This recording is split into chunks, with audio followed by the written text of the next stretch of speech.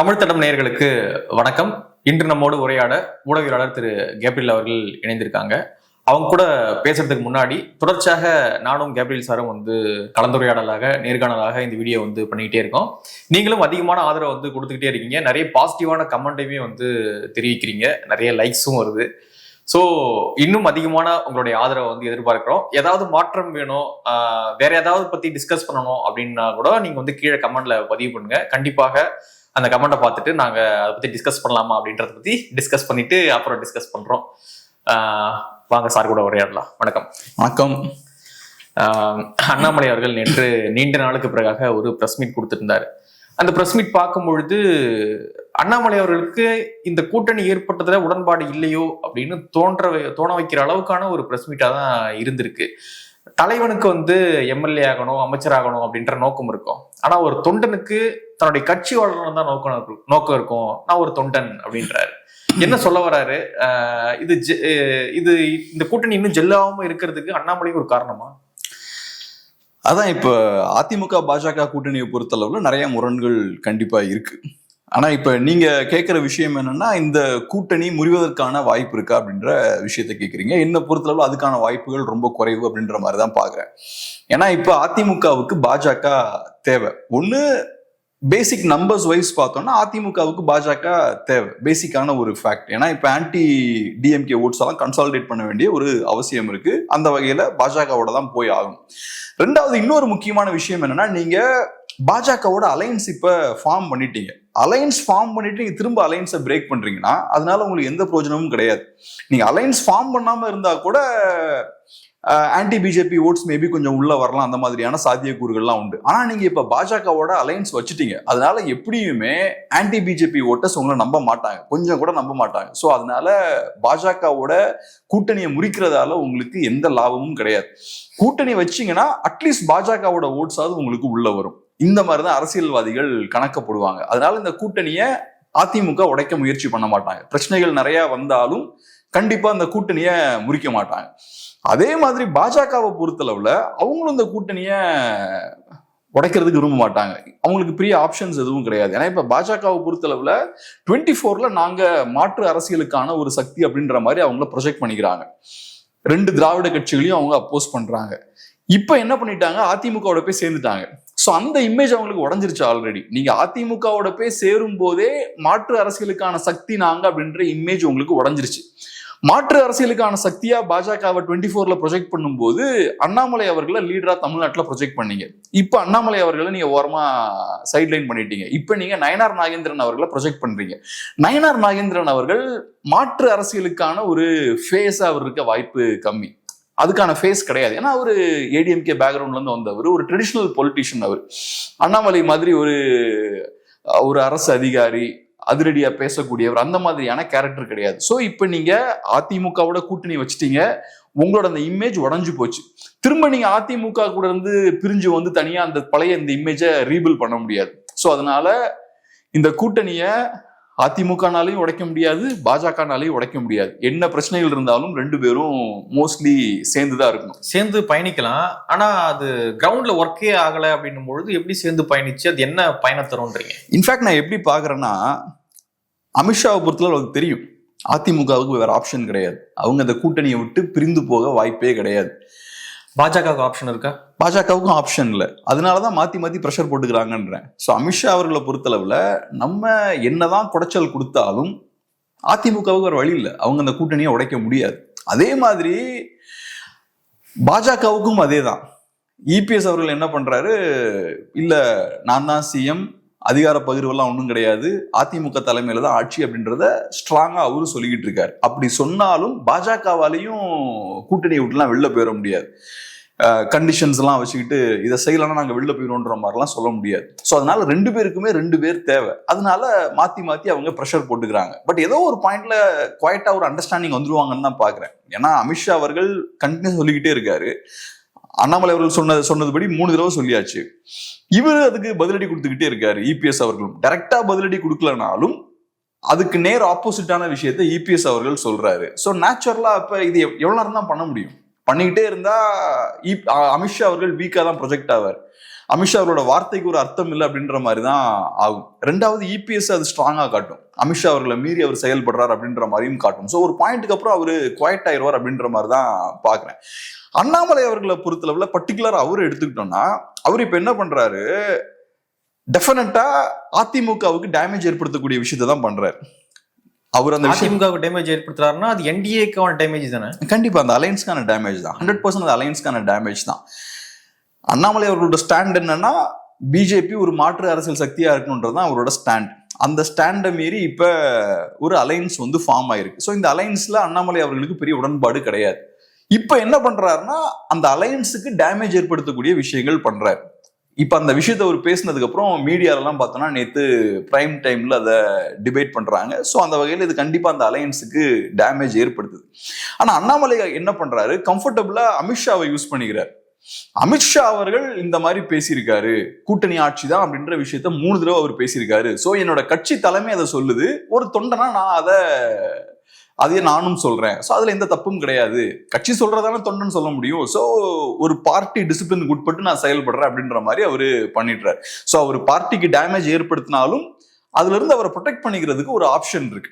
But ஆக்சுவலா பார்த்தோம்னா தமிழ்நாடு பாஜக இருக்கக்கூடிய மற்ற லீடர்ஸ்லாம் ரொம்ப குவைட்டா இருக்காங்க. நயனார் நாகேந்திரன் இந்த விஷயத்தை பத்தி பேசல. ஸோ அமித்ஷா அவர்களே டீல் பண்ணிட்டோம், நம்ம குவைட்டா இருப்போம், நம்ம சைட்ல இருந்து நம்ம எதையும் பேசி பிரச்சனையை கிளப்ப வேண்டாம் அப்படின்ற மாதிரி அவரு குவைட்டா இருக்காரு.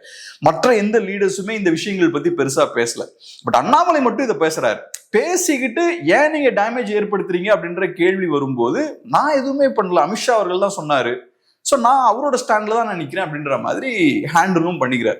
பட் எனிவே நடக்கிற விஷயங்கள் வச்சு பார்க்கும்போது அண்ணாமலை அவர்கள் அன்ஹாப்பியா இருக்கார் அப்படின்ற விஷயம் வந்து தெரியுது. ஓகே, அண்ணாமலை அவர்கள் வந்த பிறகாக பாஜகவுடைய வளர்ச்சி தமிழ்நாட்டில் கொஞ்சம் அதிகமாச்சு அப்படின்றத யாராலையும் மறுக்க முடியாது. அவர் வந்த பிறகுதான் 11.5% ஓட்டை வந்து 2024 வந்து வாங்கியிருந்தாங்க.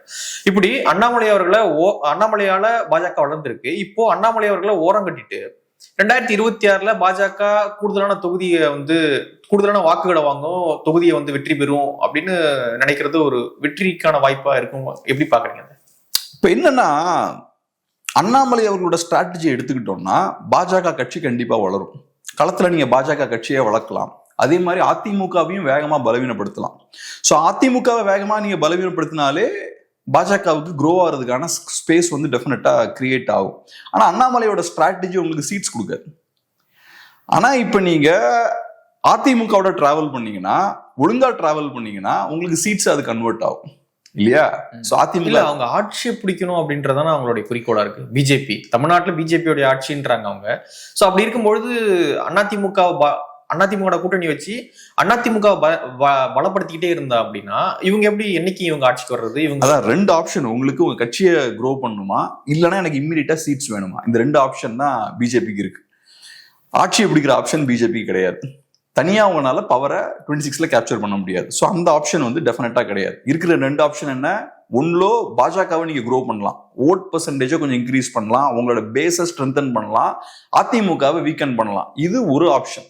2வது ஆப்ஷன் நீங்க சீட்ஸ் கொஞ்சம் ஜெயிக்கலாம். இது 2வது ஆப்ஷன். இந்த 2 ஆப்ஷன்ல எது வேணும்னு நீங்க சூஸ் பண்ணணும். 24ல நீங்க கிளியரா சூஸ் பண்ணிட்டீங்க, எங்களுக்கு சீட்ஸ் எல்லாம் வரலனாலும் பரவாயில்ல, களத்துல நாங்க எங்க கட்சியை வளர்க்கணும் அப்படின்ற ஒரு ஸ்டாண்ட் எடுத்தீங்க. உங்க கட்சி வளர்ந்தது, 2 திராவிட கட்சிகளும் மோசம், எங்களுக்கு ஓட் போடுங்க நீங்க. சோ ஒரு மாற்று அரசியல் சக்தியா நீங்க முன்னீங்க. இப்ப நீங்க ஸ்டாண்டை மாத்துறீங்க. ஏன்னா 24 எலெக்ஷன்ல நீங்க எதிர்பார்த்த மாதிரி ரிசல்ட் வரல, பாஜக பெரிய பின்னடைவை ஃபேஸ் பண்றாங்க, அவங்களுக்கு சிங்கிள் மெஜாரிட்டியும் அவங்களுக்கு கிடைக்கல. இன்ஃபேக்ட் பாஜக ரொம்ப ஸ்ட்ராங்கா இருக்கக்கூடிய ஸ்டேட்ஸ் கூட அவங்க நினைச்ச மாதிரி பெர்ஃபார்ம் பண்ண முடியல. சோ நான் எப்படி பாக்குறேன்னா, அவங்களுக்கு 29 ரொம்ப அவசியம். 29ல பாஜக தமிழ்நாட்டுல இருந்து கொஞ்சம் சீட்ஸை கண்டிப்பா எதிர்பார்ப்பாங்க. அப்ப 26ல கண்டிப்பா அவங்க ஸ்ட்ராங்கான ஒரு பெர்ஃபார்மன்ஸை கொடுக்கணும், திமுகவை கண்டெயின் பண்ணணும், திமுகவோட இந்த ஆன்டி பிஜேபி பாலிடிக்ஸை உடைக்கணும். அப்படி இருக்கும்போது அண்ணாமலையோட அந்த பழைய ஸ்ட்ராட்டஜி ஒர்க் ஆகாது. இப்ப அவங்க சீட்ஸ் கொஞ்சம் வின் பண்ணணும் டெஃபினட்டா. ஸோ அப்போ 26ல சீட்ஸ் கொஞ்சம் வின் பண்ணி ஓரளவுக்கு ஒரு பேஸ் செட் பண்ணாதான் 29ல நல்லா பெர்ஃபார்ம் பண்ண முடியும். அதனால இப்ப ஸ்ட்ராட்டஜியை மாத்துறாங்க. இப்ப அண்ணாமலை ஆதரிக்கிறவங்க என்ன சொல்றாங்க அப்படின்னா, தமிழ்நாட்டுல இப்பொழுது அதிமுக எதிர்கட்சியாக இருக்கக்கூடிய திமுகவுக்கு மாற்றாக இருக்கக்கூடிய அதிமுக இப்பொழுது வீக்காக இருக்காங்க. இந்த சூழலை பயன்படுத்தி தான் நம்ம வந்து ஒரு கட்சியை வந்து வளர்க்க முடியும். இப்போ வந்து சென்ட்ரல்ல நம்ம ஆட்சியிலையும் இருக்கோம், பிஜேபியை சொல்றாங்க, சென்ட்ரல்ல நம்ம ஆட்சியிலையும் இருக்கோம், தமிழ்நாட்டுல அதிமுக வீக்காவும் இருக்காங்க. ஸோ இந்த சூழலை பயன்படுத்தி தான் இப்பொழுது நம்ம கட்சியை வளர்த்து இன்னைக்கு இல்லை அப்படின்னாலும் 31லயாச்சும் நம்ம ஒரு எதிர்கட்சி அப்படின்ற ஒரு அந்தஸ்துக்கு போய் உட்கார முடியும். நம்ம ஒரு கட்சி மேல சவாரி பண்ணிக்கிட்டே இருந்தோம் அப்படின்னா அந்த 4 சீட்டை வந்து நம்மளால தாண்டி வந்து அதிகமாக போகவே முடியாது. ஸோ ஒரு ரிஸ்க் தேவைப்படுது. அந்த ரிஸ்க் அண்ணாமலை எடுக்க ரெடியா இருக்காரு, நாங்க அண்ணாமலை பின்னாடி நிக்க ரெடியா இருக்கோம் அப்படின்றாங்க. இப்ப ரிஸ்க் மேபி அண்ணாமலை எடுக்கலாம், ஆனா அண்ணாமலைக்கு இழக்கிறதுக்கு எதுவும் கிடையாது. அவர் நேத்து தான் பொலிட்டிக்ஸ்க்கு வந்திருக்காரு. அவருக்கு பெரிய பொலிட்டிக்கல் பேக்ரவுண்ட் கிடையாது, பெரிய அதிகாரமும் அவருக்கு கிடையாது, பெரிய ஒரு பொலிட்டிக்கல் பவரும் அவர்கிட்ட இல்லை. ஸோ அப்படி இருக்கும்போது அண்ணாமலை அவர்களுக்கு இழக்கிறதுக்கு பெருசா எதுவும் கிடையாது. ஆனா மோடி அமித்ஷாவுக்கு இழக்கிறதுக்கு நிறைய இருக்கு. இந்தியா மாதிரியான ஒரு பெரிய நாட்டுல இன்னைக்கு டாப்ல உட்காந்துட்டு இருக்காங்க. அவங்க ரொம்ப கேர்ஃபுல்லா இருப்பாங்க. அதிகாரம் நம்ம கையை விட்டு போயிடக்கூடாது அப்படின்றதுல சூப்பர் காஷியஸா இருப்பாங்க. ஸோ அவங்களோட பாயிண்ட் ஆஃப் வியூல இருந்து பாருங்களேன், டெல்லியில பவர்ஃபுல்லா இருக்கக்கூடிய 2 இண்டிவிஜுவல்ஸ் அவங்க தமிழ்நாட்டுல பாஜகவை வளர்க்கணும்னு பார்ப்பாங்களா, நம்மளோட அதிகாரத்தை கைக்குள்ள வச்சுக்கணும், நம்ம பவர்ஃபுல்லா ஃபியூச்சர்ல இருக்குன்னு அவங்க நினைப்பாங்களா? ஸோ அப்படி பார்க்கும்போது ஓவராலா இந்தியான்னு வரும்போது 500+ சீட்ஸ் இருக்கு. ஸோ அந்த பாயிண்ட் ஆஃப் வியூல இருந்து நீங்க பாருங்க. அப்படி பார்க்கும்போது இப்ப தமிழ்நாட்டுல நம்ம தனியா நம்ம கட்சியை வளர்க்கறத விட நமக்கு ஒரு 20 சீட்ஸ் அங்க வந்தா பெரிய விஷயம் இல்ல. 20 சீட்ஸ்ன்றது பெரிய விஷயங்க. ஒடிசா மாதிரியான ஸ்டேட்டை விட ரொம்ப அதிகம் அது 20 சீட்ஸ்னா. ஸோ அப்படி இருக்கும்போது அதை எப்படி உள்ள கொண்டு வரலாம்னு அவங்க யோசிப்பாங்க. நாளைக்கு யூபி மாதிரியான ஸ்டேட்ஸ்ல சீட்ஸ் இன்னும் கம்மியாகுதுன்னு வச்சுப்போம், வேற சில பெரிய ஸ்டேட்ஸ்லாம் அவங்களுக்கு கம்மியாகுதுன்னு வச்சுப்போம், வெஸ்ட் பெங்கால்ல இன்க்ரீஸ் ஆகும்னு சொல்றாங்க. பட் வேற அவங்க ட்ரெடிஷ்னல் இதுக்கு முன்னாடி ஸ்ட்ராங்கா இருந்த சில மாநிலங்கள்ல வீக் ஆகிறதுக்கு வாய்ப்பு இருக்குன்றாங்க. ஏன்னா பாஜகவை பொறுத்தளவுல சில ஸ்டேட்ஸ்ல கண்டினியூஸா ரொம்ப பவர்ஃபுல்லா ரொம்ப ஆண்டுகளா இருந்துட்டாங்க அவங்க. அப்படி இருக்கும்போது நீங்க சில சோசியல் அலைன்ஸ் எல்லாம் உருவாக்கி இருப்பீங்க இல்லையா, அங்க இருக்க சமூகங்கள் எல்லாம் ஒண்ணு சேர்த்து ஒரு அலைன்ஸை கட்டமைச்சிருப்பீங்க இல்லையா, அது போக போக உடைய ஆரம்பிக்கும். எல்லாருக்கும் நீங்க எல்லாம் பண்ண முடியாது. ஸோ சில குரூப்ஸ் வந்து அதிருப்தி ஆக ஆரம்பிப்பாங்க, அந்த சோசியல் அலைன்ஸ் எல்லாம் உடைய ஆரம்பிக்கும். யூபிலாம் அதான் நடக்குது. அப்படி நடக்கும்போது என்ன ஆகும்னா பாஜக புது மார்க்கெட்டை தேடி போறாங்க. நம்மளோட ஆக்சுவல் கோர் வந்து உடையுது சில இடங்கள்ல எல்லாம். ஸோ அப்ப ஒடிசால நம்ம ஸ்ட்ராங் ஆகணும், நம்ம அடுத்தது வெஸ்ட் பெங்கால்ல நம்ம ஸ்ட்ராங் ஆகணும். அதே மாதிரி தமிழ்நாட்டில் டைரக்டா நீங்க இறங்கி ஸ்ட்ராங் ஆக முடியாது. வெஸ்ட் பெங்கால் மாதிரி நீங்க தமிழ்நாட்டில் பாஜகவை டக்குன்னுலாம் வளர்க்க முடியாது, இங்க வேற கண்டிஷன்ஸ் இருக்கு. அதை உள்வாங்கிட்டு அப்ப ஓகே நம்ம கட்சியை டைரக்டா வளர்க்க முடியலனாலும் ஒரு 20+ சீட்ஸ் இங்க இருந்து எப்படி கொண்டு வரலாம்னு யோசிப்போம். அதுக்கான வேலைகளை அவங்க பண்றாங்க. ஏன்னா இப்ப இந்த கேமோட லாஜிக் என்னன்னா, தமிழ்நாட்டில் பாஜகவை எப்படி வளர்க்குறது அப்படின்றது இந்த கேமோட மையம் கிடையாது.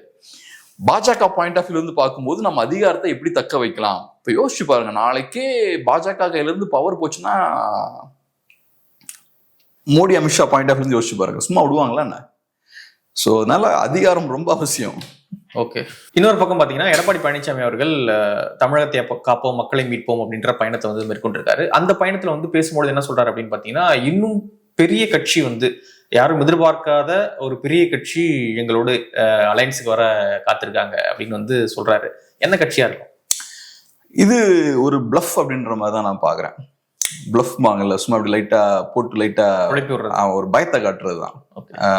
ஸோ இப்ப என்டிகே நாங்க இல்லைன்ட்டாங்க. ஆமா, என்டிகே அவங்க இல்லைன்ட்டாங்க. அவங்க சத்தியம் பண்ணிட்டே இருக்காங்க ஸ்டார்டிங்ல, நாங்க எந்த கூட்டணிக்கும் போக மாட்டோம்னு. ஆனா யாரும் விடுறதா இல்லை அவங்க அப்பந்தே சொல்லிட்டு இருக்காங்க. பட் இப்ப என்னன்னா, ஸ்டாலின் அவர்கள் ஒரு பாயிண்ட்ல சொன்னாரு, நம்ம கூட்டணிக்குள்ள வேற சில கட்சிகளும் வரும் அப்படின்ற ஒரு செய்தியை சொன்னார். அது யாருக்கான செய்தி? கூட்டணி கட்சிகளுக்கான செய்தி. நீங்க ரொம்ப ஓவரா போனீங்கன்னா உங்களை ரிப்ளேஸ் பண்றதுக்கு என்னால முடியும், வெளியே இருந்து வேற கட்சிகளை என்னால உள்ள கொண்டு வர முடியும் அப்படின்ற ஒரு மறைமுகமான சிக்னல் அவர் கொடுக்குறாரு. அதுக்கு வேற மெசேஜும் இருக்கலாம், பட் அதுவும் ஒன் ஆஃப் த மெசேஜ். அதே மாதிரி இப்ப அதிமுகவும் ஒரு கூட்டணியில தான் இருக்காங்க, ஒரு கூட்டணி தான் வச்சிருக்காங்க. அவங்களும் புதுசா நான் இன்னொரு பிளேயரை உள்ள கொண்டு வரேன் அப்படின்னா ஒரு வகையில அது பாஜகவுக்கு ஒரு மெசேஜ்.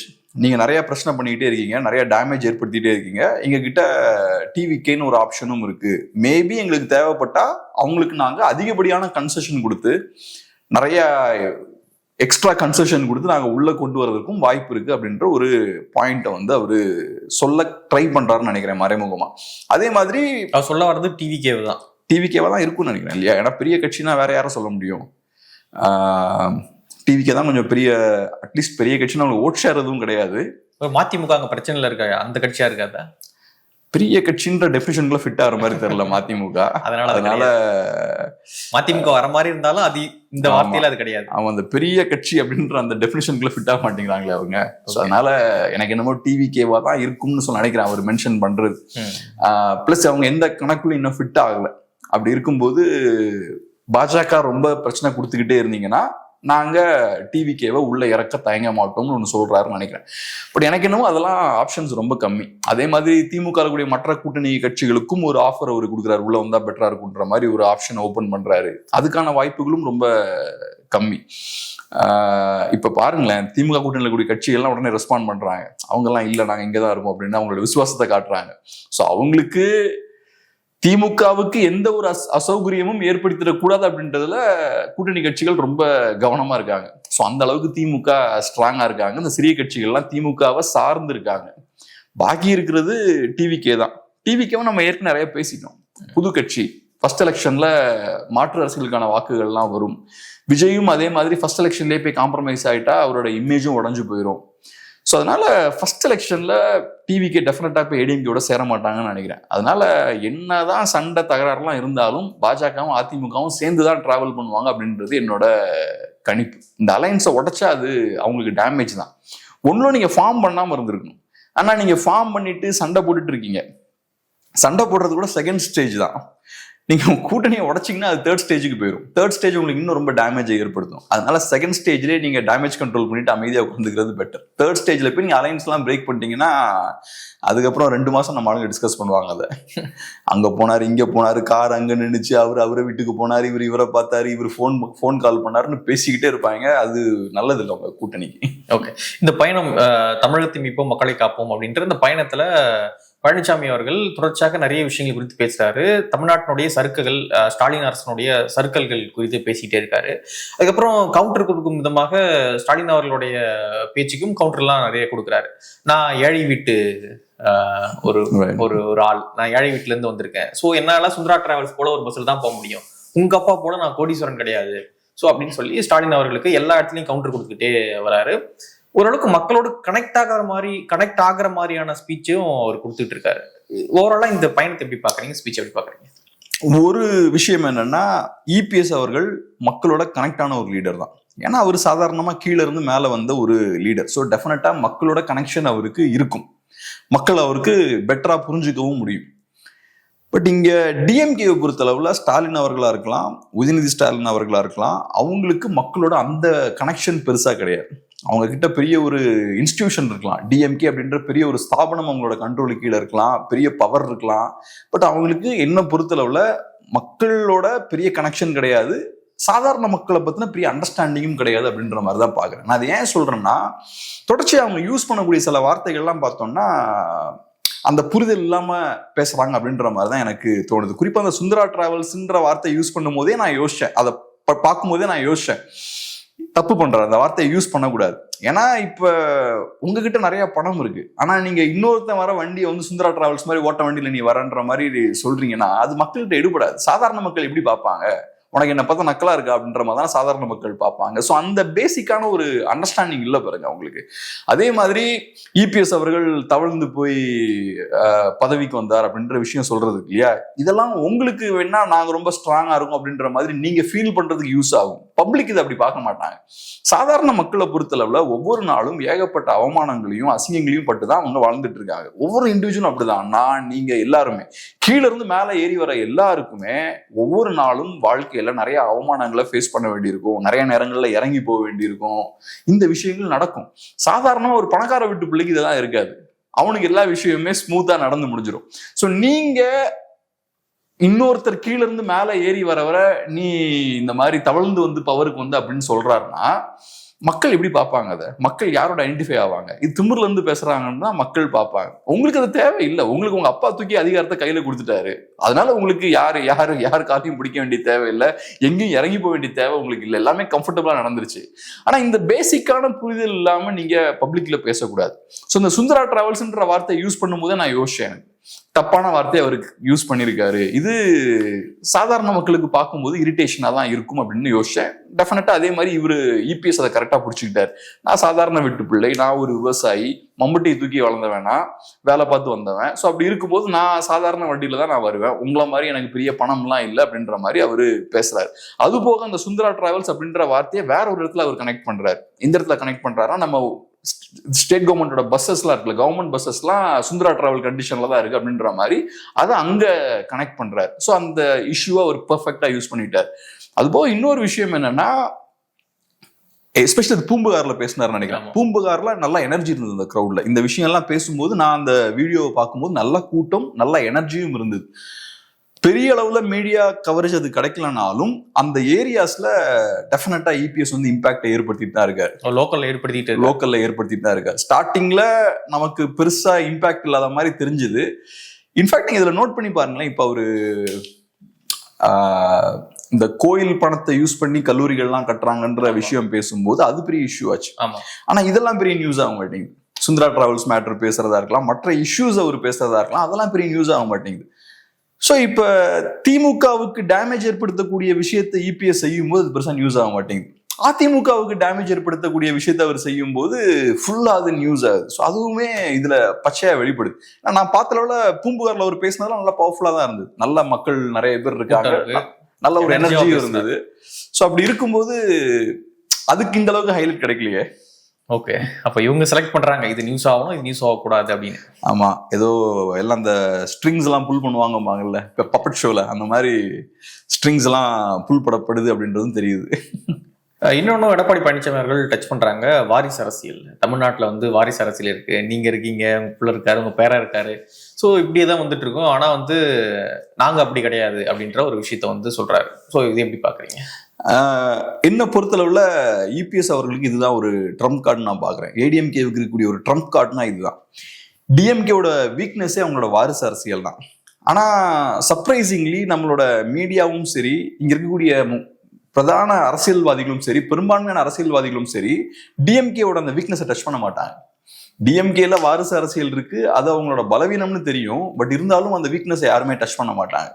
அது ரொம்ப ஆச்சரியமான ஒரு விஷயம் தான். திமுகவை பயங்கரமா விமர்சிப்பாங்க. திமுக ஊழல் கட்சி, திமுக அந்த சிக்கல் இருக்கு, இந்த சிக்கல் இருக்குலாம் பேசுவாங்க. ஆனா திமுக கூடிய வாரிசு அரசியலை டைரக்டா டச் பண்றதுன்னா ரொம்ப யோசிப்பாங்க எல்லாருமே. ஸோ அந்த வகையில பார்க்கும்போது எனக்கு தெரிஞ்சு திமுகவுக்கு இன்னைக்கு இருக்கக்கூடிய பிக்கெஸ்ட் ப்ராப்ளம் வந்து வாரிசு அரசியல் தான். எப்படி ஜெயலலிதா அவர்கள் உயிரோடு இருக்கும்போது சசிகலா அவர்கள் பெரிய ஒரு லயபிலிட்டியா இருந்தாங்க. பேக்ரவுண்ட்ல இருந்து ஒரு ஷேடோ கவர்மெண்ட் ரன் பண்ணிட்டு இருக்காங்க, பேக்ரவுண்ட்ல சசிகலா தான் ஃபுல்லா ஷோ ரன் பண்றாங்க, அது பெரிய ஒரு இதாச்சு இல்லையா? அந்த மாதிரி இதை கொண்டு வர பாக்குறாங்க அப்படின்ற மாதிரி தான் பாக்குறேன். ஏன்னா இது கண்டிப்பா எல்லா சாமானிய மக்களுக்கும் இருக்கக்கூடிய ஒரு ஆதங்கமா தான் இருக்கும்னு பாக்குறேன். பார்க்கும்போது நமக்கே நேச்சுரலா தெரியும் இல்லையா? கருணாநிதி அவர்கள், அதுக்கப்புறம் ஸ்டாலின், அதுக்கப்புறம் உதயநிதி, அதுக்கப்புறம் அவரோட பையன் அப்படின்னு வரிசையா ஒரு இந்த பிரிட்டிஷ் ராயல் ஃபேமிலி மாதிரி ஒரு ஒரு ஹெரிடிட்டரி லைன் அப்படியே போய்கிட்டே இருக்கு. இது யாருமே சாதாரண மக்கள் ஏத்துக்க மாட்டாங்க. நமக்கு அஃப்கோர்ஸ் அதிகாரத்துல போய் உட்கார்றதுதான் ரொம்ப கஷ்டம், அதெல்லாம் வாய்ப்பே இல்லை, நமக்கு அது பெருசா பேச மாட்டோம். பட் உள்ளுக்குள்ள அந்த ஒரு கட்டுப்பு வந்து டெஃபினட்டா இருக்கும். ஸோ அதனால அந்த இஷ்யூவை டச் பண்றது வந்து அது ஒரு பவர்ஃபுல்லான விஷயமா தான் பாக்குறேன். அதுவும் எலெக்ஷன் கேம்பெயின்ல அதை ஸ்ட்ராங்கா யூஸ் பண்றாங்க. ஸ்டார்டிங்ல பார்க்கும்போது டிஎம்கே பவருக்கு வந்தப்ப ஏடிஎம்கே பெருசா எதுவும் பண்ணல, குவைட்டா தான் இருந்தாங்க. அதுக்கு சொல்லப்பட்ட விஷயம் என்னன்னா, அவங்களுக்கு நிறைய பிரச்சனைகள்லாம் இருக்கு, ஓவரா அவங்க பேசினாங்கன்னா திமுக அதுக்கப்புறம் வேற வகையில அழுத்தங்கள் போட ஆரம்பிச்சிருவாங்க, அதனால அமைதியா இருந்தாங்கன்றாங்க. ஆனா இப்ப இந்த லாஸ்ட் 1 இயர் பார்த்தோம்னா ஏடிஎம்கே அவங்களோட அந்த செயல்பாடுகள்ல ஒரு அக்ரெஷனா காட்டுறாங்க. ஏடிஎம்கேன்னு சொல்றது தப்பு, இபிஎஸ் அவர்கள் கொஞ்சம் அக்ரெசிவா இறங்குறாரு. நான் சொன்னது மாதிரி வாரிசு அரசியலை நீங்க டச் பண்றீங்கன்னு வச்சுக்கோங்க, அதுவும் இண்டிவிஜுவலா டாப்ல இருக்க அந்த ஃபேமிலி மெம்பர்ஸை டச் பண்றீங்கன்னு வச்சுக்கோங்க, அது சீரியஸான மேட்ரு. அதை இப்ப பண்ண ஆரம்பிச்சிருக்காரு. இன்னொரு பக்கம் தமிழ்நாட்டில் நிறைய பிரச்சனைகள் தினம் தினம் வந்துகிட்டே இருக்கு. இப்போ தற்காலிக பணியாளர்கள் பிரச்சனை பண்ணிக்கிட்டு இருக்காங்க. திருவல்லிக்கேணியில நேற்று ஆர்ப்பாட்டம், சீமான் அவர்கள் போனாரு, அவரை பார்க்க அனுமதிக்கல. ஸோ இப்படியான இஷ்யூஸ் வந்து தேர்தலில் இம்பாக்ட் ஏற்படுத்துமா, எப்படி பாக்குறீங்க? அதான் இப்ப டெம்பரரி டீச்சர்ஸ் வந்து ஸ்ட்ரைக் பண்றாங்க. இதுல ஒன்றும் பெரிய தப்பெல்லாம் கிடையாது. அவங்களுக்கு அநீதி இழைக்கப்பட்டிருக்கு, அவங்கள பெர்மனன்ட் ஆக்கல. இன்ஃபேக்ட் நீங்க ப்ராமிஸ் பண்ணிருக்கீங்க. ஸ்டாலின் அவர்கள் எதிர்கட்சி தலைவராக இருக்கும் போது அவரும் இந்த ப்ரொடெஸ்டுக்கெல்லாம் போறாரு. ப்ரொட்டஸ்ட்டுக்கெல்லாம் போறாரு. அங்க இருந்த டீச்சர்ஸோட அவரும் நின்று ப்ரொட்டஸ்ட் பண்றாரு. ப்ரொட்டஸ்ட் பண்ணி ப்ராமிஸ் பண்றாரு, நாங்க ஆட்சிக்கு வந்ததுக்கு அப்புறம் இதெல்லாம் சரி செஞ்சிருவோம், உங்களெல்லாம் நிரந்தர ஆசிரியர்கள் ஆக்கிடுவோம் அப்படின்ற உத்தரவாதம்லாம் கொடுக்குறாரு. உத்தரவாதம் கொடுத்துட்டு இன்னைக்கு வரைக்கும் அதை பண்ணல. அப்ப இங்க தப்பு பண்ணிருக்கிறது யார்? அந்த டீச்சர்ஸா, இங்க இருக்கக்கூடிய கவர்மெண்டா? ஸோ இங்க தப்பு பண்ணிருக்கிறது இங்க இருக்கக்கூடிய அரசு. நீங்க ஒன்னு ப்ராமிஸ் பண்ணிட்டு, திமுக அரசு தான் தப்பு பண்ணிருக்காங்க. ஒரு ப்ராமிஸ் பண்ணிட்டு நீங்க பவருக்கு வரீங்க, பவருக்கு வந்ததுக்கு அப்புறம் நீங்க சொன்ன வார்த்தையை நீங்க கீப் அப் பண்ணல. ஆனா நீங்க யாரை தண்டிக்கிறீங்க? டீச்சர்ஸ் தூக்கி நீங்க அரெஸ்ட் பண்றீங்க. அவங்க நியாயமான உரிமையை கேட்டு தான் வராங்க. ஸோ இப்போ ஒரு தொழில் பண்றாங்க, ஒரு ஒர்க் பண்றாங்க. அந்த ஒர்க் பண்ணும்போது டெம்பரரி ஸ்டாஃபா இருக்கும்போது கம்மியான சேலரி கிடைக்குது. அதே ஒர்க் பண்ணக்கூடிய ஒரு பெர்மனன்ட் ஸ்டாஃபுக்கு அதிகப்படியான சேலரி கிடைக்குது. பெனிஃபிட்ஸும் இருக்கு. ஸோ அப்ப இது சோசியல் ஜஸ்டிஸா? இது ஒரே வேலையை 2 பேர் பண்றாங்க. இன்ஃபேக்ட் பெர்மனன்ட் ஒர்க்கர்ஸோட இவங்க டெம்பரரி ஸ்டாஃப் இன்னும் அதிகமா ஒர்க் பண்ணுவாங்க. வேற வழி இல்ல இதை காட்டணும் அப்படின்னு. ஆமா. சோ அப்படி இருக்கும்போது இதுதான் அவங்களோட சோசியல் ஜஸ்டிஸா?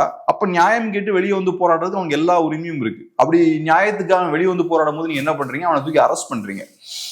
சோ இது என்ன வகையான ஒரு விஷயமா இருக்கு? இதுல ஒரு முக்கியமான விஷயம் என்னன்னா, இவ்வளவு நேரம் நம்ம பேசணும், ஏற்கனவே 20-30 மினிட்ஸ் நம்ம பேசியிருக்கோம். அதெல்லாம் பெரிய முக்கியமான இம்பார்ட்டன்டான இஷ்யூஸ் கிடையாது. அது பொலிட்டிக்கல் கேம்ஸ் தான். அது இந்த அரசியல்வாதி அப்படி சொல்லிட்டாரு, இந்த கூட்டணி உடையுமா உடையாதா, இதெல்லாம் பேசணும். ஆக்சுவலா பேச வேண்டிய விஷயம் இதுதான். இது கோரான இஷ்யூ.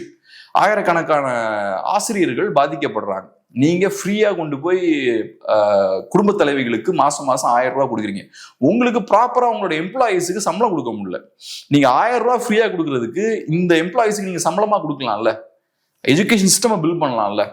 ப்ராப்பரா பெர்மனன்ட் ஸ்டாஃபை உள்ள எடுத்து குவாலிஃபைடான டீச்சர்ஸ்லாம் உள்ள கொண்டு வந்தீங்கன்னா, அதுக்கு நிறைய பட்ஜெட் அலோகேட் பண்ணீங்கன்னா நம்ம சொசைட்டி இன்னும் பெட்டர் ஆகும். உங்களுக்கு இருக்கக்கூடிய கவர்மெண்ட் ஸ்டாஃபுக்கே ப்ராப்பரா சேலரி கொடுக்க முடியல. கவர்மெண்ட் ஸ்கூல்ஸ்ல பார்த்தோம்னா நிறைய வேகன்சிஸ் இன்னும் இருக்கு. நான் கவர்மெண்ட் ஸ்கூல்லையும் படிச்சிருக்கேன். அங்க நான் படிச்சது பெரிய ஒரு கவர்மெண்ட் ஸ்கூல். அங்கேயே பார்த்தோம்னா 25% வேலையிடங்கள் பார்த்தோம்னா வேக்கண்டா இருக்கும்பாங்க. ஸோ இப்போ 19,000 காலி பணியிடங்கள் இருக்குன்றாங்க அரசு பள்ளிகள்ல. இப்ப நம்ம 11th படிக்கும் போது எப்படின்னா, நிறைய நேரங்களில் வீட்டுக்கு அனுப்பிடுவாங்க எங்களெல்லாம் 11th ஸ்டாண்டர்ட் படிக்கும் போது. ஏன்னா டீச்சர்ஸ் இருக்க மாட்டாங்க. 12th ஃபோக்கஸ் பண்ணணும்ல, அப்போ ஜாலியா இருக்கு. ஆமா. ஸோ அதனால 11th பசங்கெல்லாம் சரி கிளம்புங்கப்பா அப்படின்றாங்க. டீச்சர்ஸ் எல்லாம் என்ன கிளம்புங்க மதியானத்துக்கு அப்புறம்ன்றாங்க. 9th அதே மாதிரி தான். 9th ஏன்னா பெருசா ஃபோக்கஸ் பண்ண மாட்டாங்க, 10th ஃபோக்கஸ் கொடுப்பாங்க. ஸோ இந்த மாதிரி உங்க சிஸ்டம் இருக்கு. இதுல நம்ம கவர்மெண்ட் எஜுகேஷனை விமர்சிச்சு ஏதாவது பேசிட்டோம்னா பயங்கரமா கோவம் வந்துடும். அச்சா புச்சா இவன் அவனோட கைகூலின்னு பேச வந்துருவாங்க. ஏகப்பட்ட பிரச்சனைகள் இருக்குடா. படத்தை நீங்க இன்வெஸ்ட் பண்ணுங்க. முதல்ல ஒரு பக்கம் வந்து பெண்களுக்கு 1000 ரூபாய் மாதம் அது ஒரு உரிமை தொகை அப்படின்னு கொடுக்குறாங்க. இன்னொரு பக்கம் வந்து ஃப்ரீ பஸ் கொடுக்குறாங்க. இதுவரை நம்ம பேசினா பெண்களுக்கு எதிராக பேசிட்டோம் அப்படின்னு சொல்லுவாங்க. பெண்களுக்கு எதிராக பேசல. இன்னொரு பக்கம் பாத்தீங்கன்னா இன்னொரு தரப்பட்ட மக்கள் பாதிக்கப்பட்டுக்கிட்டு இருக்காங்க. இந்த பக்கம் வந்து இதை மடைமாத்தி விட்டுட்டு இந்த பக்கம் நிறைய தரப்பட்ட மக்களை வந்து பாதிப்புக்குள்ளாக்கிட்டு இருக்கு இந்த அரசு அப்படின்றத சொல்லணும் இல்லையா? யாராவது சொல்லணும்ல. அது கரெக்ட். சோ இப்ப உங்களால சாதாரணமா சேலரி கூட பே பண்ண முடியல, அந்த அளவுக்கு சிக்கல் இருக்கு. இருக்கக்கூடிய வேகன்சிஸ் எல்லாம் உங்களால ஃபில் பண்ண முடியல, அந்த அளவுக்கு சிக்கல் இருக்கு. இவ்வளவு சிக்கல் இருக்கும்போது இந்த ஃப்ரீ எல்லாம் தேவையா? இது போக நீங்க ஏகப்பட்ட டாக்ஸையும் நீங்க இன்க்ரீஸ் பண்ணிக்கிட்டே இருக்கீங்க. மக்கள் மேல ஏகப்பட்ட சுமைய தலைமையில தூக்கி போட்டுட்டு இருக்கீங்க. இப்படிப்பட்ட ஒரு கவர்மெண்ட்டை நீங்க ரன் பண்ணிட்டு இருக்கீங்க. இதுல இன்னொரு முக்கியமான விஷயம் என்னன்னா, மீடியா வந்து இதை ஸ்ட்ராங்கா கேட்கணும்.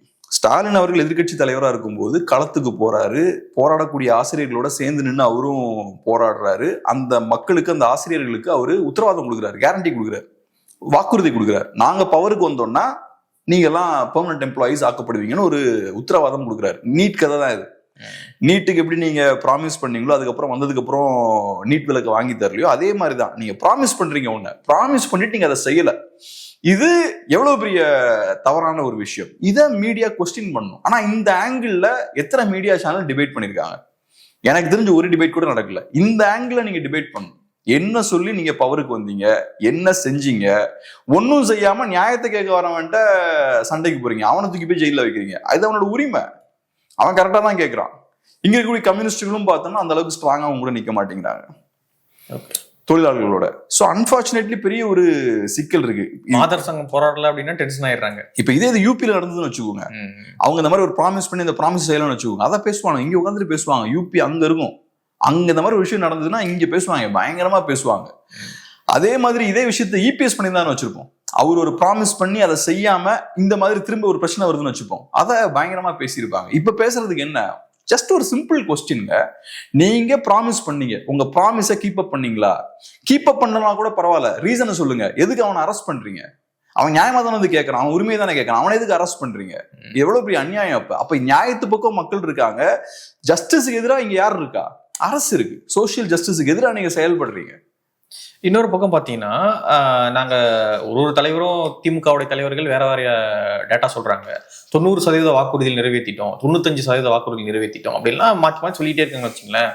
ஆனா நம்ம ஓப்பனா பார்த்தோம் அப்படின்னா இவங்களுடைய பிரதான வாக்குறுதிகளே நிறைவேறாம இருக்கு. நீட்டு ரத்து நிறைவேறாம இருக்கு, ஆசிரியர்கள் நிரந்தர பணிக்கு கொண்டு வருவோம் நிறைவேறாம இருக்கு. அதே போல மாதந்தோறும் மின்கட்டணம் எடுப்போம் அப்படின்னாங்க. அது இப்படியே பிரதானமாக மக்கள் கவனத்துக்கு வந்த வாக்குறுதியில இன்னும் நிறைவேறாம இருக்கும் பொழுது இவங்க என்னத்தை நிறைவேற்றிட்டாங்க அப்படின்னு சொல்றாங்கன்னு தெரியல. அண்ணாமலை அவர்கள் பேசினார் நினைக்கிறேன், யாரோ ஒரு தலைவர் பேசினாரு, ஏதோ ஒரு பிரஸ் மீட் பார்த்த ஒரு ஞாபகம். ஒரு வெள்ளை அறிக்கை நீங்க வெளியிடணும், அதுல கிளியர் கட்டா இந்த மாதிரி முதல் ப்ராமிஸ் இதை நிறைவேற்றிருக்கோமா இல்லையா, எந்த டேட்ல நாங்க நிறைவேற்றணும் அப்படின்ற மாதிரி நீங்க ஒரு வெள்ளை அறிக்கை நீங்க வெளியிடுங்க அப்படின்னு யார் அண்ணாமலை அவர்கள் நினைக்கிறாங்க, யார் எக்ஸாக்டா தெரியல. அது ஒரு நல்ல பாயிண்ட் ஆக்சுவலா. ஸோ நீங்க சும்மா ரேண்டமா சொல்லக்கூடாது. டிவி டிபேட்ஸ்ல உட்கார்ந்துக்கிட்டு 90% ப்ராமிசஸ் நாங்க நிறைவேற்றிட்டோம். நம்ம அன்னைக்கு பேசணும் இல்லையா, இந்த ஸ்டாலின் அவர்கள் அது என்ன உங்களுடன் ஸ்டாலின் அப்படின்ற ஒரு கேம்பெயினை, ஒரு ப்ரோக்ராம் அவர் லான்ச் பண்றாரு. அதே மாதிரி ஏறக்குறைய வேற கேம்பெயின்ஸும் இதுக்கு முன்னாடி அவர் லான்ச் பண்றாரு. அதோட ரிசல்ட்ஸ் இவங்களா போடுறாங்க. ஒரு கோடி பெட்டிஷன்ஸ் வருது, அதுல 90% கோரிக்கைகளை நான் நிறைவேற்றிட்டோம் அப்படின்னு சொல்றீங்க. அதுக்கெல்லாம் என்ன டேட்டா இருக்கு? ஆமா, நீங்க ப்ராப்பரா அதனால ஓகே நீங்க சொல்றீங்க 90% ப்ராமிசஸை நாங்க நிறைவேற்றிட்டோம். 1 by 1 நீங்க கரெக்டா சொல்லுங்க. ஃபர்ஸ்ட் ப்ராமிஸ் இது, இந்த ப்ராமிஸை நிறைவேற்றிருக்கோமா இல்லையா, எந்த டேட்ல நாங்க நிறைவேற்றணும், இந்த விஷயங்கள்லாம் கரெக்டா நீங்க மென்ஷன் பண்ணி சொல்லுங்க. அப்பதான் நமக்கு தெரியும். இப்ப இந்த 90%ன்றது சும்மா திமுக ஆதரவாளர்கள் டிவியில உட்கார்ந்து பேசும்போது சும்மா ரஃபா அவங்க அடிச்சு விடுறது. இப்போ அது இப்போ ஆக்சுவலா பார்த்தோம்னா மேபி 60 or 70 கூட இருக்கலாம். என்ன 60க்கு 90 ஒன்றும் பெரிய வித்தியாசம் இல்லைங்கன்னு நீங்க பாட்டு அடிச்சு விடணும். அப்படி பண்ணக்கூடாது. ஸோ அதனால அது ஒரு நல்ல பாயிண்ட் ஆக்சுவலா. ஒரு வெள்ளை அறிக்கை நீங்க வெளியிடுங்க, அப்பதான் தெரியும் எக்ஸாக்டா என்ன கதையில இருக்குன்னு. அது ஒண்ணு.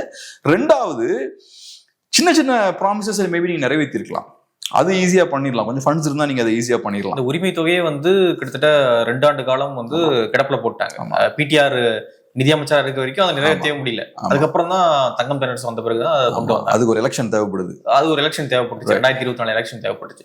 சோ இப்படி பிரதான வாக்குறுதியிலே இவங்க கொடுக்காம நிறைவேற்றாம இருக்காங்க. முக்கியமான விஷயம் என்னன்னா, உரிமை சார்ந்த விஷயங்கள் இருக்குல்ல, அதுதான் ரொம்ப இம்பார்ட்டன்ட் நான் பாக்குறேன். ஃபண்ட்ஸ் டெவல்யூஷனா இருக்கலாம், நீட்டா இருக்கலாம், இந்த மாதிரி விஷயங்கள் ரொம்ப அவசியம். ஃபண்ட்ஸை வச்சு உங்ககிட்ட இருக்க பணத்தை வச்சு சில விஷயங்கள் பண்ணணும் அப்படின்னா நீங்க அதை பண்ணிடுவீங்க, ஓரளவுக்கு அதை மேனேஜ் பண்ணிடுவீங்க. ஆனா எனக்கு இதுதான் முக்கியமா நான் பாக்குறேன். நீட் அப்படின்ற விஷயம் வரும்போது அது உரிமை சார்ந்த விஷயம். தமிழ்நாட்டு மாணவர்களோட தேவை என்ன, எஜுகேஷனல் நீட்ஸ் என்ன, தமிழ் மக்களோட மெடிக்கல் சார்ந்த தேவைகள் என்ன, அவங்களோட ஹெல்த் நீட்ஸ் என்ன அப்படின்ற விஷயங்கள்லாம் இங்க இருக்கிற ஸ்டேட் கவர்மெண்ட்டுக்கு தான் தெரியும். அதை பேஸ் பண்ணி நீங்க தான் டாக்டர்ஸை உருவாக்கணும். ஒரு நல்ல டாக்டரை உருவாக்கணும்னா என்னெல்லாம் தேவை, என்ன மாதிரியான எஜுகேஷன் தேவை, என்ன மாதிரியான டெஸ்ட் அவனுக்கு தேவை, இந்த விஷயங்கள்லாம் ஸ்டேட் கவர்மெண்ட் தான் முடிவு பண்ணும். நார்த்ல இருக்கவனுக்கு வேற தேவை இருக்கலாம், என்னோட தேவை வேறையா இருக்கலாம். ஸோ இப்போ என்ன ஆகுது, நீட்டுன்ற ஒரு காமனான ஒரு சிஸ்டம்குள்ள எல்லாரையும் கொண்டு வந்திருக்காங்க. இது நீங்க ஏத்துக்கவும் மாட்டேங்கிறீங்க. நீங்களும் இதுக்கு அகேன்ஸ்டா தான் இருக்கீங்க, தமிழ் மக்களும் இதுக்கு அகேன்ஸ்டா தான் இருக்காங்க, இங்க இருக்கக்கூடிய எல்லா பெரிய கட்சிகளும் இதுக்கு அகேன்ஸ்டா தான் இருக்காங்க. ஆனா நீங்க கிரவுண்ட்ல என்ன பண்ணீங்க அதுக்கு எதிராக? சோ வில் ஆஃப் தி பீப்புள்ன்றோம்ல, மக்களோட விருப்பம் என்னவா இருக்கு, நீட் வேண்டான்றதுதான் இருக்கு. அதனாலதான் உங்களுக்கு ஓட் போட்டிருக்காங்க. மக்களுக்கு நீட் வேணும்ன்ற ஆசை இருந்தா உங்களுக்கு ஓட்டே போட்டிருக்க மாட்டாங்க. இப்ப நீங்க உட்கார்ந்துருக்கீங்க, அப்ப அதுக்கு எதிராக நீங்க ஏதாவது செய்யணும்ல, களத்துல இறங்கணும். நீங்க தான் மிகப்பெரிய ஒரு அமைப்பு, பயங்கரமான ஒரு பெரிய அமைப்பு. நீங்க ஒரு 2 லட்சம் பேரை களத்துல இறங்கி நீங்க பெரிய பிரம்மாண்ட போராட்டங்கள்லாம் நடத்திருக்கணும். அதெல்லாம் என்ன பண்ணீங்க? சோ இதுதான் ரொம்ப முக்கியம். நீங்க சில விஷயங்கள் செய்து கொடுக்குறீங்கன்றதை தாண்டி உரிமை சார்ந்த விஷயங்கள்ல நீங்க ஸ்ட்ராங்கா இருக்கணும். ஸ்லோவா ஒவ்வொரு உரிமையா நம்ம இழந்துட்டு இருக்கோம். அதை விட்டுட்டு சைலண்டா அப்படியே போயிடுறது. நீட்டுன்னு போன எலெக்ஷன் முன்னாடி பேசுனீங்க, அதுக்கப்புறம் இப்ப அந்த உரிமையை அப்படியே விட்டாச்சு, அவ்வளவுதான். அது போனதுதான்ற மாதிரி விட்டாங்க. அப்படி விடக்கூடாது. உரிமை சார்ந்த விஷயங்களை நீங்க திரும்ப உங்க கட்டுப்பாட்டு கீழே கொண்டு வர்றது ரொம்ப ரொம்ப அவசியம். அதுல கம்ப்ளீட்டா தோத்துட்டாங்க இவங்க. வெறுமனே ஒரு பாஜக எதிர்ப்புன்றது இருக்கு இல்லையா, அது வெறும் ஒரு ப்ரொபகண்டா தான், ஒரு பிரச்சாரம் தான். இவங்க ஆக்சுவலா பாஜகவை எதிர்க்கல, பாஜகவை எதிர்க்கிற மாதிரியான ஒரு தோற்றத்தை தான் அவங்க ஏற்படுத்துறாங்க. ஆக்சுவலா டிஎம்கே பாஜகவை எதிர்த்து எதுவும் பெருசா பண்ணல. இன்னொரு பக்கம் காமராஜர் பத்தி திருச்சி சிவா அவர்கள் பேசின இஷ்யூ வந்து இன்னும் முடியாம போயிட்டே இருக்கு. நேற்று இபிஎஸ் அவர்கள் அதை கண்டித்து ஒரு அறிக்கை விட்டுறாரு. பதில் அறிக்கையை வந்து ஸ்டாலின் அவர்கள் விட்டுறாங்க. இந்த இஷ்யூ வந்து பெருசாக்காதீங்க அப்படின்னு சொல்லி சொல்றாங்க. சோ இந்த இஷ்யூ எப்படி பாக்குறீங்க? வளர்ந்துகிட்டே இருக்கு இது. ஆமா, நம்மளும் இந்த இஷ்யூ ரொம்ப பெருசாக்காம ஷார்ட்டாவே முடிச்சிருவோம். ஆனா என்னன்னா, இப்ப திமுக கிட்ட இருக்கக்கூடிய ஒரு மிகப்பெரிய ஒரு பலவீனம் என்னன்னா, இப்போதைக்கு அவங்க ரொம்ப ஸ்ட்ராங்கா இருக்காங்க. ஸ்ட்ராங்கான ஒரு அலையன்ஸ் இருக்கு. மீடியாவை ஃபுல்லா கண்ட்ரோல் பண்றீங்க. நீங்க செய்ய வேண்டியதெல்லாம் ஒண்ணுதான், அமைதியா இருந்தா மட்டுமே போதும், நல்லா பெர்ஃபார்ம் பண்ணலாம். ஸோ நீங்க செய்ய வேண்டிய விஷயம் என்ன? அமைதியா இருந்தா மட்டுமே போதும். பட் அதை செய்யறதுல எனக்கு என்ன கஷ்டம்னு தெரியல. எதையாவது குண்டக மண்டக பேசி இந்த மாதிரி பிரச்சனைகள்ல மாற்றுறது. இப்ப காங்கிரஸ் பார்ட்டி உங்க கூட்டணி கட்சி, தேவையில்லாம அவங்களுக்கு சங்கடத்தை ஏற்படுத்தக்கூடிய ஒரு விஷயத்த பண்றீங்க. ஸோ இப்ப உங்க எதிர்த்தரப்புல இருக்கவங்க எல்லாம் என்ன பண்றாங்க? காங்கிரஸ் பார்ட்டி மேல அழுத்தம் போடுறாங்க. உங்க தலைவரை பத்தி இவ்வளவு மோசமா பேசுறாங்க, இப்படி அமைதியா உட்காந்துருக்கீங்க, எதுவும் பண்ண மாட்டீங்களா அப்படின்னு காங்கிரஸ் பார்ட்டி மேல எல்லாரும் யூடியூப்ல மீடியால அழுத்தம் போடுறாங்க. அப்புறம் காங்கிரஸ் பார்ட்டிக்கு என்ன இருக்கு? வேற வழி கிடையாது. அப்புறம் காங்கிரஸ் பார்ட்டி தலைவர்களும் கண்டனங்களை கடுமையா தெரிவிக்கிறாங்க. திருச்சியில அப்புறம் திருச்சி சிவா வீட்டை முற்றுகையிட முயற்சி பண்ணாங்கன்னு நினைக்கிறேன். இந்த மாதிரி விஷயங்கள்லாம் அவங்களும் பண்றாங்க. ஸோ நீங்க செய்ய வேண்டியது ரொம்ப சிம்பிளான விஷயம் தான். எலெக்ஷன் கிட்ட வந்துட்டு இருக்கு, குவைட்டா இருந்தா மட்டும் போதும்.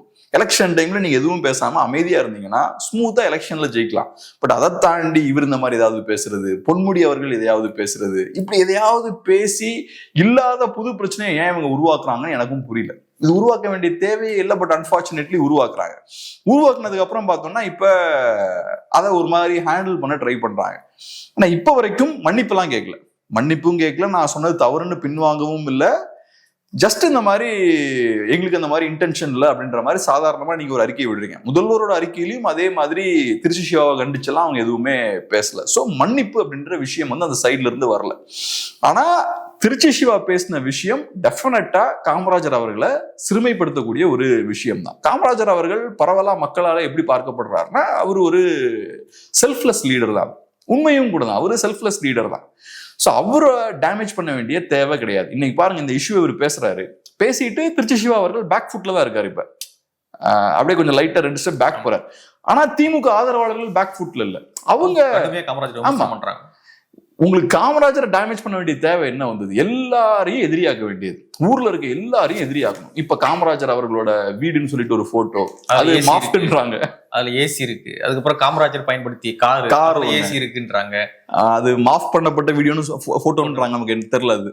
ஸோ இந்த மாதிரியான விஷயங்கள் எல்லாம் போட்டு ஏகப்பட்ட பிரச்சனைகளை கிரியேட் பண்ணிட்டு இருக்காங்க. எதுக்கு இதெல்லாம் பண்ணும்? இது தேவையே கிடையாது. இப்ப ஒரு மக்கள் பார்த்துட்டு இருக்காங்க இதை. நீங்க காமராஜர் ஏசி யூஸ் பண்ணார் அப்படின்ற விஷயத்த பெருசா காட்டுறீங்க, காரை பெருசா காட்டுறீங்க. இதே கேள்வியை உங்க தலைவர்களை பார்த்து கேட்டா என்ன பண்ணுவீங்க? உங்க தலைவர்கள் என்ன சாதாரண வீட்லயா இருக்காங்க? சாதாரண கார்லயா போறாங்க? இல்ல பிரைவேட் பிளேன்ஸ்ல எல்லாம் போயிட்டு இருக்காங்கன்னு நினைக்கிறேன் இல்லையா?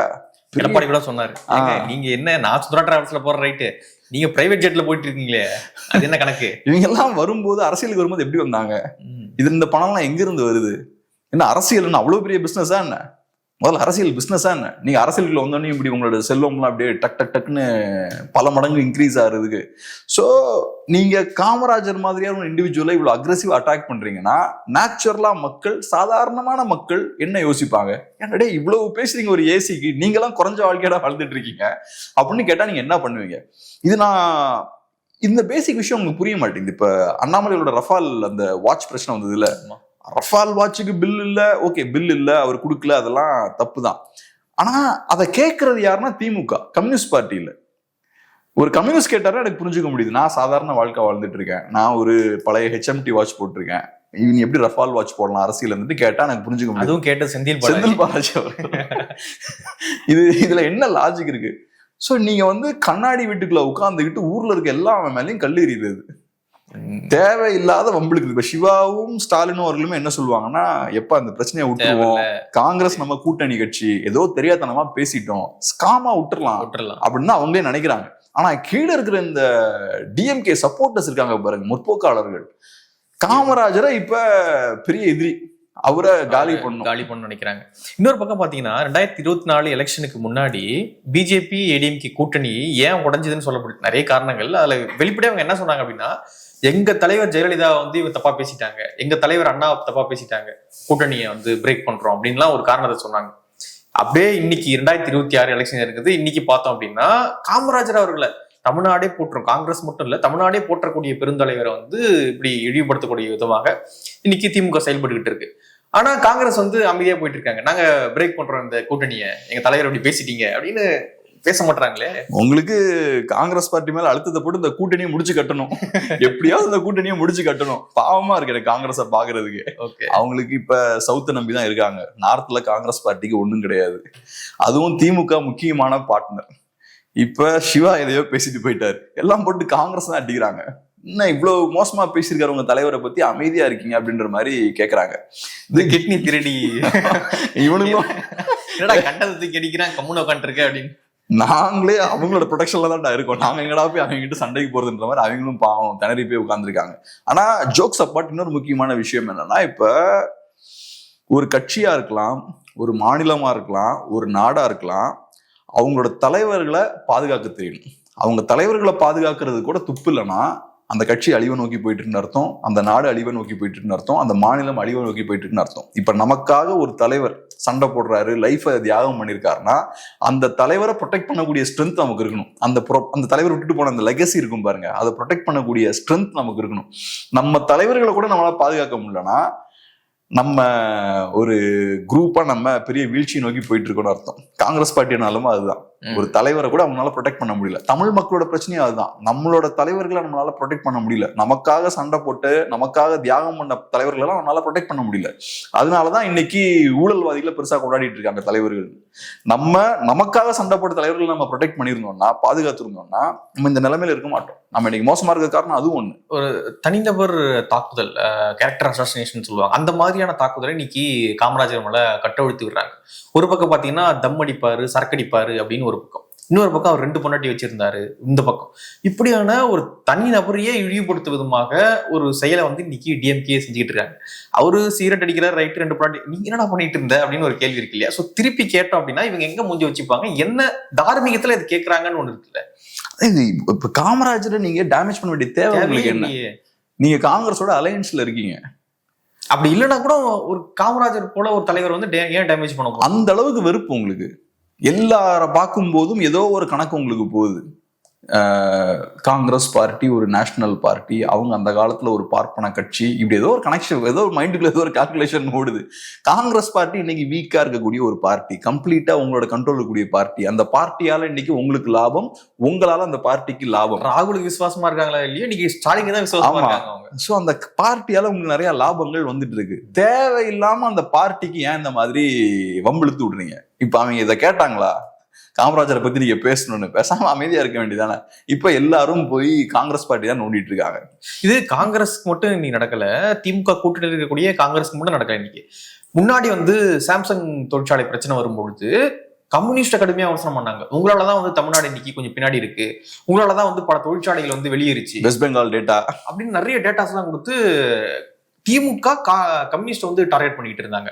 அதே போல மதுவிலக்கு தொடர்பாக விசிக மாநாடு போட்ட பொழுது விசிகாவை டார்கெட் பண்ணிட்டு இருந்தாங்க. ஸோ கூட்டணி அதெல்லாம் வந்து கணக்கே கிடையாது திமுகவுக்கு. திமுகவை நீ டச் பண்ண அப்படின்னா யாரா இருந்தாலும் நாங்க வந்து டேமேஜ் பண்ணுவோம், அது கேரக்டர் அசஷனா இருக்கட்டும் இல்ல கட்சி டேமேஜா இருக்கட்டும், எதா இருந்தாலும் நான் பண்ணிட்டே இருப்போம் அப்படின்னு சொல்லி பண்றாங்க. சோ இவங்க வந்து தமிழ்நாட்டை காப்பாத்துவாங்க அப்படின்னு ஒரு பெரும் கூட்டம் நம்பிக்கிட்டு முற்போக்குன்னு சொல்லி சிம்பிள் லாஜிக் தாங்க. இது வந்து கட்சிகளுக்கு மட்டும் பொருந்தாது, உங்களுக்கும் எனக்கும் கூட பொருந்தும். இப்ப நம்ம திமுக அட்டாக் பண்ணோம்னா உடனடியா அக்ரெசிவான முயற்சிகள் நடக்கும். கேப்ரியல் ஒரு மோசமானவர், மகாபிரபு ஒரு மோசமானவர் அப்படின்ற அந்த இமேஜை கிரியேட் பண்றதுக்கு ஏகப்பட்ட முயற்சிகள் நடக்கும். அது கட்சிகளுக்கும் அதே தான். கம்யூனிஸ்ட் பார்ட்டி திமுக சொல்ற விஷயங்கள் எல்லாம் கேட்டு இருக்கிற வரைக்கும் தோழர் தோழர் தோழர்னு பேசிக்கலாம். ஒரு இடத்துல திமுகவை மீறி செயல்பட்டா தோழராவது, அதுக்கப்புறம் இறங்கி அடிதான். நீங்க உங்களாலதான் வெஸ்ட் பெங்கால்ன்ற ஸ்டேட்டே நாசமா போச்சு, தமிழ்நாட்டையும் வெஸ்ட் பெங்கால் மாதிரி ஆக்கலான்னு பாக்குறீங்களா? உங்களுக்கு வெஸ்ட் பெங்கால் நடந்தது, அடுத்தது எங்களுக்கும் நடக்கணும்னு ஆசைப்படுறீங்களா? அச்சா உச்சான்னு இறங்கி கம்யூனிஸ்டுகளை போட்டு அடிக்கிறது. சோ இவ்வளவுதான் சிம்பிளான விஷயம். இது பேர் என்னன்னா சர்வாதிகாரம்.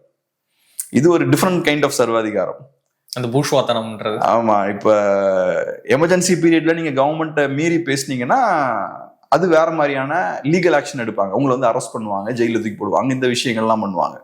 ஆனா இது வந்து ஒரு வகையான ஒரு மறைமுகமான ஒரு சாஃப்டான ஒரு சர்வாதிகாரம். நரேட்டிவை கம்ப்ளீட்டா கண்ட்ரோல் பண்றது.